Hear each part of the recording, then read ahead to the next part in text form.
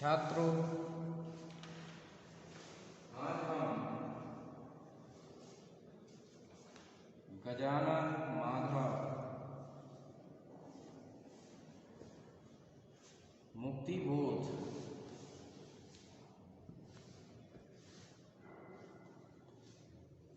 के जनवादी स्वरूप के विषय में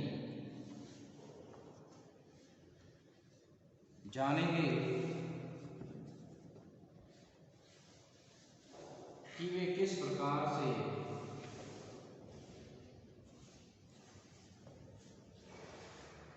सही मायने में जन चेतना के कवि हैं।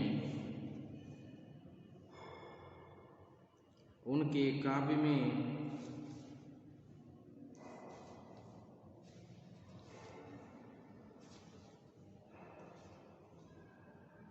जन जीवन की झांकियों को, उनके सुख दुख को,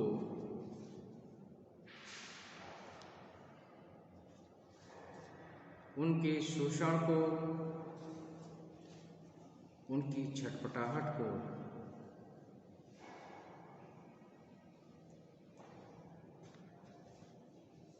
अपने काव्य में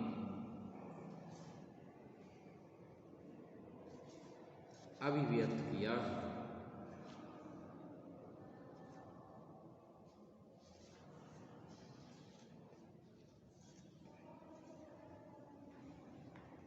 सामाजिक यथार्थ, शोषण के प्रति विद्रोह, शोषित वर्ग के प्रति सहानुभूति,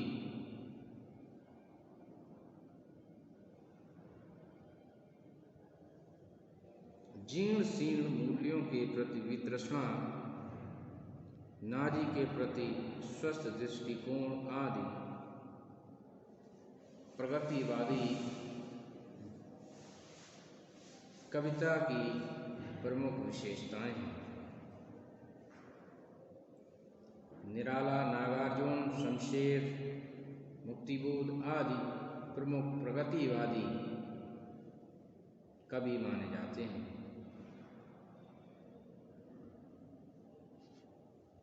चूंकि कविता को जनता के संघर्ष का पक्षधर मानते हैं, इसलिए ये कवि जनवादी कवि कहलाते हैं। तो जनवादी कवियों में गजानन माधव मुक्तिबोध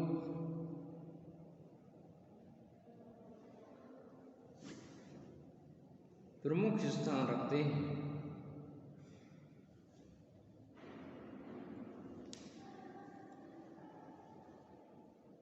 आपने सैकड़ों कविताएं लिखी हैं जो मुक्तिबोध रचनावली के 2 खंडों में संकलित हैं।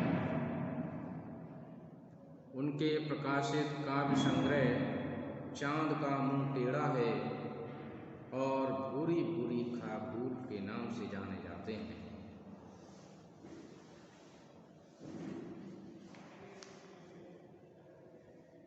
आपके काव्य में सबसे पहली जो विशेषता है वह सामाजिक संलग्नता देखने को मिलती है।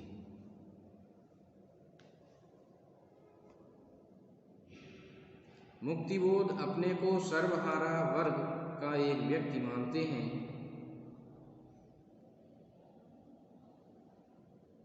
उन्होंने स्वयं शोषण के भयावह रूप को देखा है।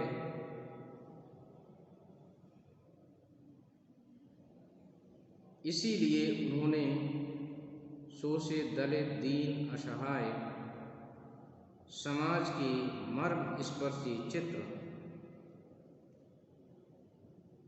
अपनी कविता में प्रस्तुत किए हैं।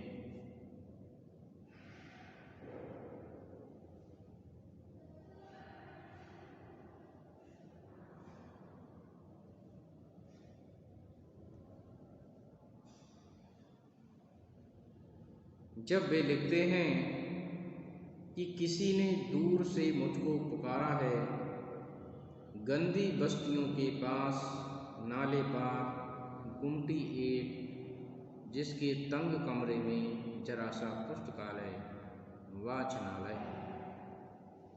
जब वे लिखते हैं कि मेरी वह भूखी बच्ची मुनिया है शून्यों में, पेटों की आंख में नियमों की पीड़ा है, तो ये उस सामाजिक परिवेश को प्रस्तुत करते हैं जिसको उन्होंने स्वयं जो है देखा है और भोगा है। उनके काव्य में दूसरी जो विशेषता है वो है पूंजीवाद का विरोध, क्योंकि जनवादी कवि साम्यवाद या समाजवाद का पक्षधर रहा है, न कि पूंजीवाद का। मुक्तिबोध, पूंजीवाद, साम्राज्यवाद को सभी सामाजिक विकृतियों का मूल कारण मानते हैं। वे शोषण को मानवता का शत्रु मानते हैं।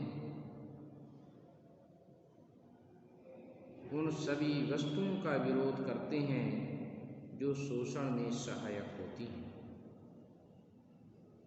इसीलिए आप लिखते हैं कि मुझको है भयानक गिलानी निज के श्वेत वस्त्रों पर, स्वयं की शील शिक्षा सत्य दीक्षा के विरोधी अस्त्र शस्त्रों पर, कि नगरों के सुसंस्कृत सौम्य चेहरों से उचटता मन, उतारू आवरण, ये साफ गहरा दूधिया कुर्ता व चूने की सफ़ेदी में चिलकते से सभी कपड़े निकालूंगा। तो ये जो दोहरी जिंदगी लोग जी रहे हैं कि मन में कुछ और चल रहा है, बाहर कुछ और कह रहे हैं, ऐसी बनावटी जीवन जीने वाले उस पूंजीवाद का विरोध कवि अपनी कविताओं के माध्यम से करता है।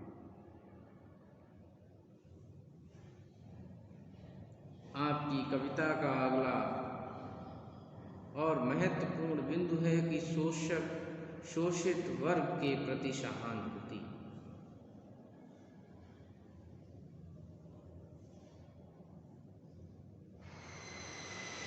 समस्त विश्व में कृषक, श्रमिक और नारी को सर्वाधिक शोषित और पीड़ित माना जाता है, और जनवादी कभी शोषण का विरोधी रहा है।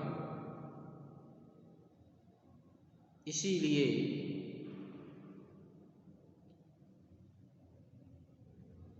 स्वाभाविक ही है कि वह नारी, श्रमिक, किसान सभी के प्रति अपनी सहानुभूति प्रकट करे।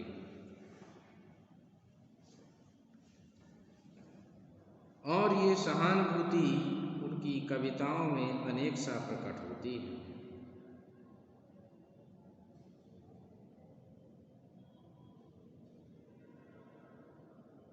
जब कवि लिखता है कि आंखों में तैरता है चित्र एक,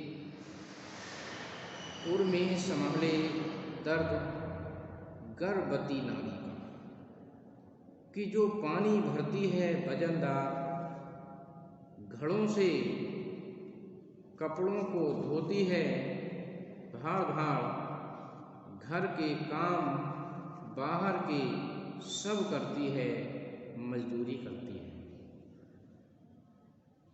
तो उस नारी के जीवन को कवि ने देखा है और उसकी व्यवस्था के प्रति कवि ने सहानुभूति प्रकट की है। उनके काव्य की विशेषता है व्यवस्था परिवर्तन की अपेक्षा। समाज में परिवर्तन लाने के लिए आवश्यक है कि स्थापित व्यवस्था और मूल्यों का उन्मूलन किया जाए।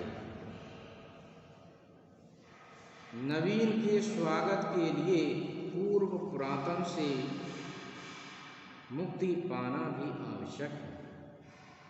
मुक्ति वो चाहते हैं कि व्यवस्था परिवर्तन के उनके प्रयास में सर्वहारा वर्ग के सभी लोग सहयोग करें।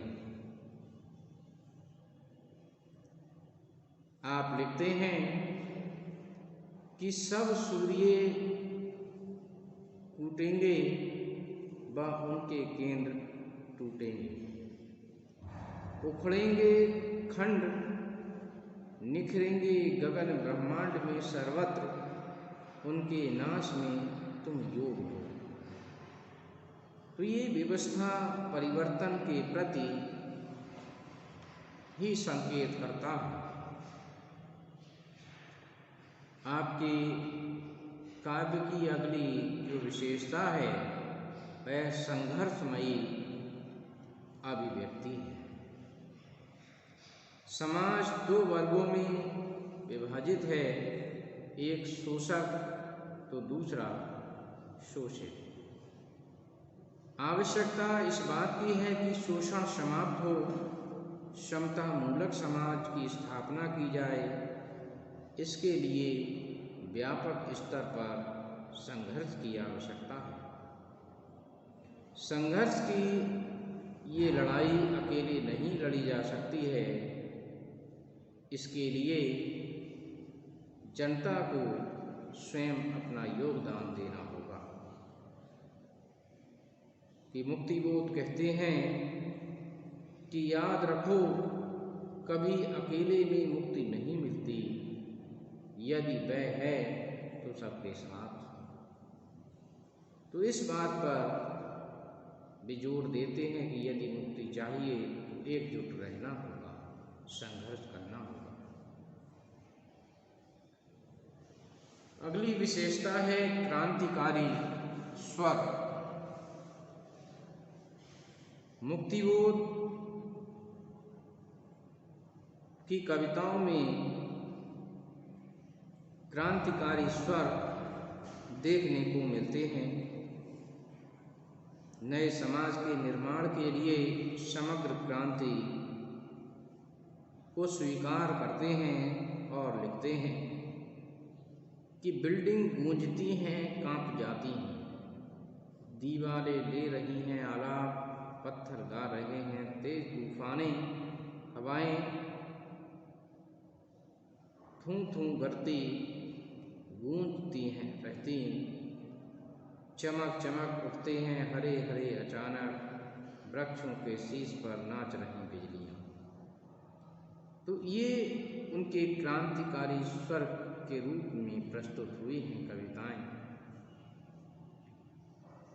तो यदि निष्कर्ष रूप में हम कहें तो जनवादी कवियों में गजानन माधव मुक्तिबोध का विशिष्ट स्थान है और उनकी कविता में सामाजिक परिवेश और परिस्थितियों के प्रति गहरी समझ और अनुभूति व्यक्त हुई है। क्योंकि आपके लिए गहन अनुभूतियों का कवि भी कहा जाता है। तो मैं समझता हूँ आपने समझा होगा। धन्यवाद।